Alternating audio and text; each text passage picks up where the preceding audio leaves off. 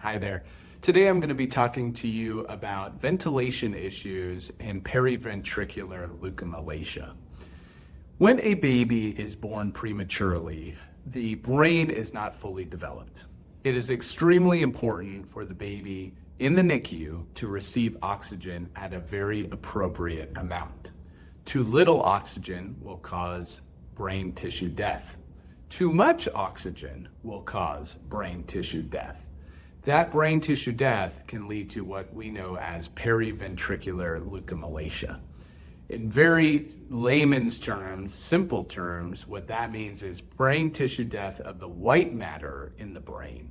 The white matter controls a lot of our wiring system, telling our body what to do. That's why you see a lot of cerebral palsy and movement disorders in children who are diagnosed with periventricular leukomalacia.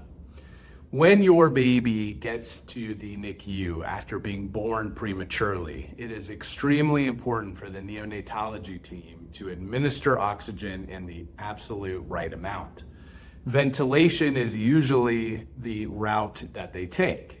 Some neonatology teams will intubate and provide mechanical ventilation. Some will just put a nasal cannula right under the baby's nose and provide oxygen that way. It all really depends on the size and the amount of oxygen that's necessary. But what's most important is that your neonatology team was measuring the oxygen levels at all times. It is extremely important that oxygen is provided at a certain amount, not too little, not too much, and that carbon dioxide is not provided too much to the baby. At that fragile state, it is extremely dangerous for a baby to not get the appropriate amount of oxygen.